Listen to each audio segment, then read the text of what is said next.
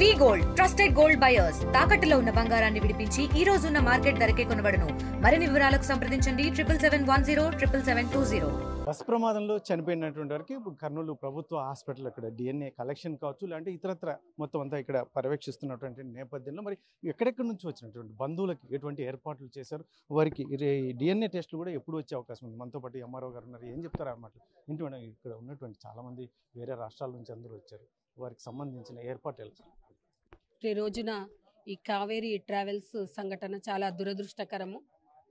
దీనికి సంబంధించి ఈ చనిపోయిన 19 మంది 20 మందికి సంబంధించి వాళ్ళ బంధువులు దూర ప్రాంతం నుంచి రావడం అనేది జరుగుతుంది. ఇప్పటికి 11 మంది వచ్చినారు. వాళ్ళ శాంపుల్స్ ఇచ్చినారు. వాళ్లకు దూరం నుంచి వస్తారు కాబట్టి వాళ్లకు సరైన సదుపాయాలు భోజనం కానీ ఇప్పటి వరకు వచ్చిన వాళ్ళందరికీ కూర్చోవడానికి కుర్చీలు వేయడం జరిగింది. షామియానా కూడా ఏర్పాటు చేసినాము.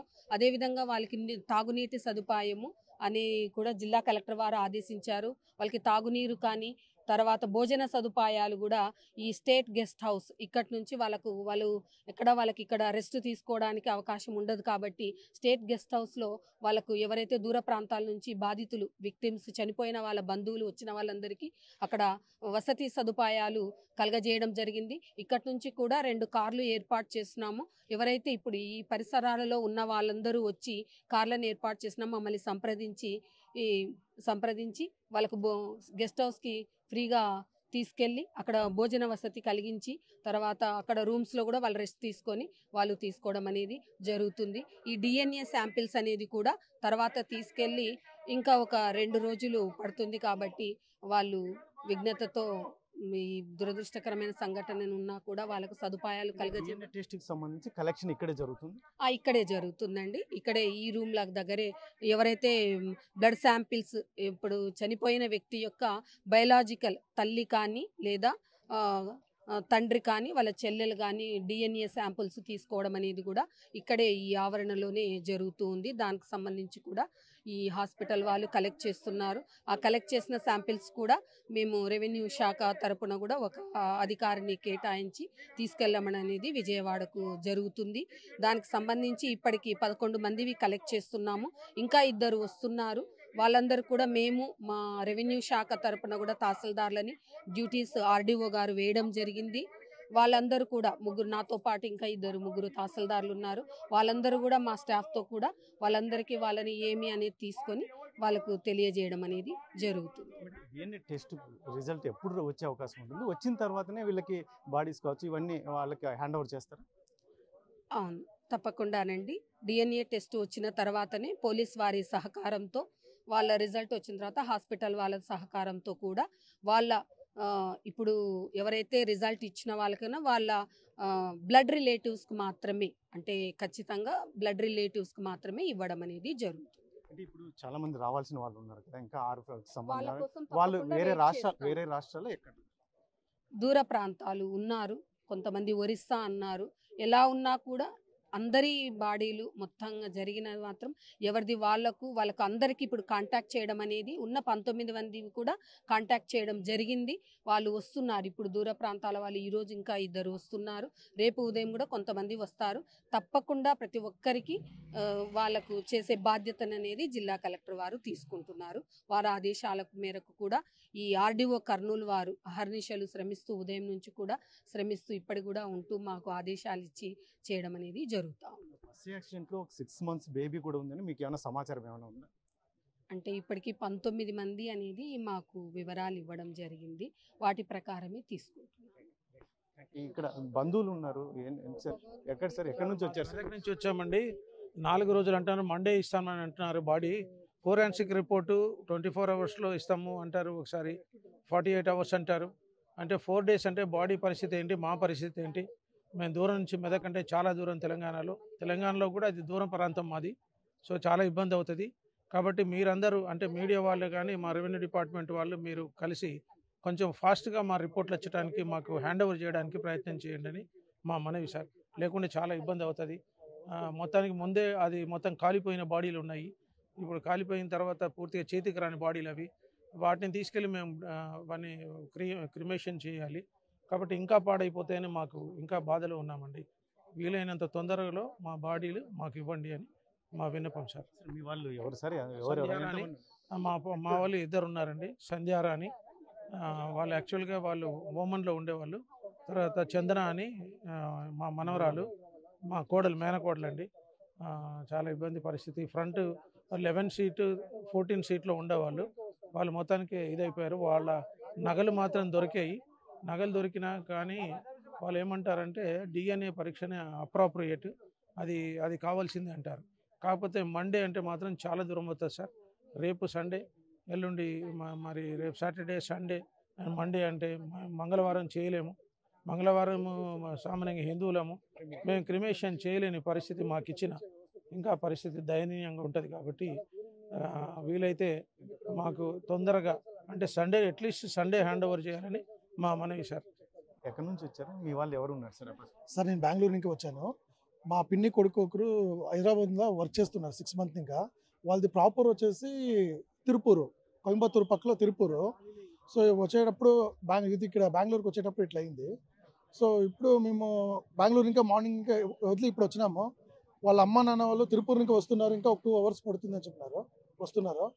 సో అదే మాకు ఇప్పుడు బ్లడ్ శాంపుల్ ఇమ్మని చెప్పినారు. బ్లడ్ శాంపుల్ ఇచ్చినాక తర్వాత అది సోమవారం బాడీ వాపస్ ఇస్తామంటున్నారు. ఓకే, బట్ మాకు ఇక్కడ ఇంకా బాడీ అక్కడ ట్రాన్స్పోర్ట్ చేయాలంటే మాకు సమస్య అవుతుంది. ఎందుకంటే ఇక్కడ ఇంకా 750 కిలోమీటర్స్ అవుతుంది తిరుపూరు. 750 కిలోమీటర్స్ అంబులెన్స్ వాళ్ళు ఏం చెప్తారంటే 70,000, 80,000, 1 lakh వరకు చెప్తారు. సో వాళ్ళు ఈ ప్రాబ్లంలో సర్కారు అది ఒక వ్యవస్థ చేయాలి. ఎందుకంటే ఇప్పుడు అంత దూరం బాడీ మేము తీసుకువెళ్ళాలంటే వాళ్ళు బీదోళ్ళు, వాళ్ళతో ఉందో లేదో, వాళ్ళ పరిస్థితి ఎట్లుంటుందో, ప్రజెంట్ సిచ్యువేషన్ ఎట్లుంటుందో చెప్పడం కుదరదు. అందువల్ల దయచేసి ఈ గవర్నమెంట్ బాడీల్ని వాళ్ళ ఇంటికి పంపించే వ్యవస్థ చేయాలి. ముఖ్యంగా చేయాల్సిన జవాబారి సర్కారం ఉంది. అదొక వ్యవస్థ చేయాలని. ఎలాంటి ఇక్కడ మన పోలీసు ఒకరిని అడిగాము. వాళ్ళు ఏం చెప్పారంటే బాడీ అది మీ ఇది చూసుకోవాలి, ఇంకా స్టేట్ టు స్టేట్ మేము పంపించగలదు అని కొందరు అన్నారు. బట్ అందువల్ల మాకే ఒక క్లారిటీ సిగ్తలేదు. అది మేము అంబులెన్స్ వ్యవస్థ చేసుకోవాలన్నా వద్దా అనేది మాకే క్లారిటీ ఇస్తలేదు. ఇంకా వాళ్ళు మా అధికారులతో మాట్లాడి మేము చెప్తామంటున్నారు. హాస్పిటల్ డెవలప్మెంట్ కమిటీ మెంబర్ నేను. ఉదయం నుంచి సంఘటన జరిగిన తర్వాత పోలీస్ అధికారులు కానివ్వండి, డాక్టర్లు కానీ బాధ్యతగా వ్యవహరించి బాధితులకు, రోగులకు కూడా, వారి బంధువులకు కూడా చికిత్సనివ్వడం జరిగింది. ఇప్పుడు వచ్చినటువంటి దూర ప్రాంతాలు, ఇతర రాష్ట్రాల్లో చూసినటువంటి రోగుల బంధువులకు కూడా ప్రభుత్వం ఖచ్చితంగా వారికి అకామిడేషన్ కానీ, ఫుడ్ కానివ్వండి అలాగా. మరియు ఈ యొక్క వాళ్ళకు బ్లడ్ శాంపిల్స్ సంబంధించి DNA శాంపిల్స్ విజయవాడకి వెళ్తాయి. వితిన్ 2 daysలో వస్తుంది. వచ్చిన తర్వాత వాళ్ళ బాడీని కూడా హ్యాండ్ ఓవర్ చేస్తుంది. ఖచ్చితంగా ప్రభుత్వం బాధితుల పక్షాన ఉంటుంది, వారికి అండగా ఉంటుందని చెప్పేసి తెలియజేస్తుంది. సార్ ఏంటి సార్, మీరు కర్నూలు ప్రభుత్వ హాస్పిటల్కి వచ్చారు, ఏంటి మీ పరిస్థితి ఏంటి? ఆ పరిస్థితి ఏంటి సార్? ఇప్పుడు చనిపోయిన వ్యక్తి మా అక్క అవుతుంది, మా పెద్దమ్మ, మా సొంత పెద్దమ్మ బిడ్డే. మా అక్క బిడ్డే, మా కోడలు. ఇద్దరు కలిసి బెంగళూరు పోదామని చెప్పేసి నిన్న బయలుదేరడం జరిగింది. ఆయన దురదృష్టవశాత్తు ఆ బస్సుకు మంటలు వచ్చి ప్రాణాలను, మా అక్క మా కోడలతో పాటు ఆ మిగతా మంది కూడా విఘాత జీవులుగా ప్రాణాలు ఇడ్చబెట్టారు సార్. అంత మంటలల్లో చిన్న కాలితే కూడా తట్టుకోలేని పరిస్థితులు ఉంటాం మనం. ఆ మంటలల్లో కాలి చచ్చిపోవడం నిజంగా కూడా బాధాకరం. కాబట్టి ఇది క్యాపిటల్ సిటీ ఉంది సార్. నేను ఒక కలెక్టర్ గారికి రిక్వెస్ట్ చేస్తున్నా సార్. నేను ఒక ప్రభుత్వానికి చంద్రబాబు నాయుడు గారికి, పవన్ కళ్యాణ్ గారికి నేను చేతులారా నమస్కరించి నేను రిక్వెస్ట్ చేస్తున్నా సార్. ఇది క్యాపిటల్ సిటీ. ఇక్కడ నుంచి 370 కిలోమీటర్లు విజయవాడ అవుతుంది. ఇప్పుడు మా పరిస్థితి, మేము ఇంతమంది ఒక కుటుంబానికి ఒక 50 మంది వచ్చినాం సార్ మేము. కాబట్టి ఇక్కడ ఉండలేని పరిస్థితి. కలెక్టర్ గారు ఇంతకుముందు మా తెలంగాణ కలెక్టర్ గద్వాల్ హరీష్ సార్ గారు కూడా ఇక్కడ రావడం జరిగింది. సార్తో కూడా మేము మాట్లాడడం జరిగింది. కాకపోతే ఇది ఒక 4 రోజులు పట్టడం అనేది నిజంగా కూడా ఒక ప్రాణాలు కోల్పోయినాక ఆ రిపోర్టింగ్ రావడానికి 4 రోజులు వెయిట్ చేయడం అనేది ఇది ఎంతవరకు సమంజసం? నేను ప్రభుత్వానికి నేను మనస్ఫూర్తిగా కృతజ్ఞతలు తెలియజేస్తున్నా. ఇంత పెద్ద క్యాపిటల్ సిటీ అయ్యి ఉండి ఇక్కడ TG వెంకటేష్ గారు కూడా మనం చూసినాం, పెద్ద వాళ్ళు ఏలిర్రు ఈ యొక్క సిటీని. ఇక్కడ ల్యాబ్ను కూడా పెడితే బాగుంటుందని మాకు ఒక ఉద్దేశం సార్. ఇది కూడా తక్షణం ఇంతమంది ప్రాణాలు కోల్పోయారు కాబట్టి ఒక ఫ్లైట్ ద్వారా ఆ ఫోరెన్సిక్ ల్యాబ్ నుంచి తీసుకెళ్ళి తొందరగా రిపోర్ట్ వచ్చేటట్టు చూస్తే మేము చాలా సంతోషం వ్యక్తం చేస్తాం సార్.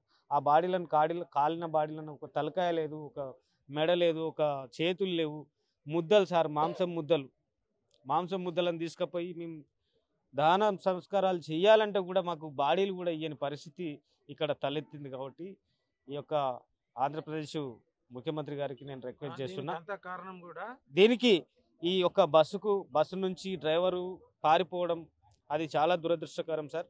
ఆ డ్రైవర్ అనేది చదువుతోని కొంచెం తీసుకుని ఉంటే ఇంతమంది ప్రాణాలు పోయేవి కావు. కాబట్టి ఆ యొక్క ట్రావెల్స్ మీద కూడా ఖచ్చితమైన చర్యలు తీసుకోవాలి ఆంధ్రప్రదేశ్ ప్రభుత్వం, చంద్రబాబు నాయుడు గారు ముఖ్యమంత్రి గారు, డిప్యూటీ సీఎం పవన్ కళ్యాణ్ గారు దీని మీద ప్రత్యేక నిఘా పెట్టి ట్రావెల్స్ మీద చర్యలు తీసుకొని ఈ పోయిన ప్రాణాలకు ఏదో ప్రాణాలైతే తేలేం కానీ వారి కుటుంబాలకు ఆర్థిక సాయం కూడా ఆంధ్రప్రదేశ్ నుంచి అందించాలని చెప్పేసి నేను మనస్ఫూర్తిగా కోరుతున్నా. ఆ తెలంగాణ సీఎం రేవంత్ రెడ్డి గారు 5 లక్షలు తక్షణం సాయం కింద అనౌన్స్మెంట్ చేసిండ్రు, 2 లక్షలు కూడా అనౌన్స్మెంట్ చేసిండు. ఇక్కడ ప్రభుత్వం కూడా పోయిన ప్రాణాలు తేలేం కాబట్టి పోయిన ప్రాణాలకు ఏదో ఒక ఆసరగా ఆ కుటుంబానికి అండగా నిలవాలని చెప్పేసి నేను మనస్ఫూర్తిగా కోరుతున్నాను. బాధితులు చాలా మంది కోరుతున్నది ఒకటే, దాదాపు 3 నుంచి 4 రోజులు చెప్తున్నటువంటి సమయంలో ఇది చాలా లేట్ అవుతుంది. అందులో ఇప్పటికే కాలిపోయినటువంటి బాడీలు కాబట్టి క్రిమియేషన్ చేయాలంటే మండే మాకు హ్యాండ్ అవుట్ చేస్తే ట్యూస్డే కూడా చేయలేనటువంటి పరిస్థితి. కాబట్టి వీలైనంత త్వరగా, ఎందుకంటే సండే అలా ఇస్తే కనుక మాకు చాలా ఈ సుదూర ప్రాంతం చాలా దూరం నుంచి వచ్చినటువంటి నేపథ్యంలో ఖచ్చితంగా, ఎందుకంటే రెవెన్యూ అధికారులు కావచ్చు ప్రభుత్వం ఏదైనా కూడా ఆలోచన చేసి సండేకి మాకు హ్యాండ్ అవుట్ చేస్తే మాత్రం క్రిమియేషన్ మండే చేసుకోవడానికి కూడా వీలవుతుంది అని చెప్పేసి వారు కోరుతున్నటువంటి నేపథ్యం. Camera person Sudhakar, Challaka Naidu, RTV, Kurnool నుండి. తెలుగులో న్యూస్ కి ఫాస్టెస్ట్ యాప్ ఇప్పుడు టోటల్లీ న్యూ అవతార్లో జస్ట్ 5 సెకండ్స్ లో కంప్లీట్ న్యూస్, సోషల్ మీడియాలో ట్రెండ్స్ కి one stop solution, live TV app voice search option తో ఇప్పుడే డౌన్లోడ్ చేయండి లేదా అప్డేట్ అయిపోండి. యాప్ లింక్ డిస్క్రిప్షన్ లో ఉంది.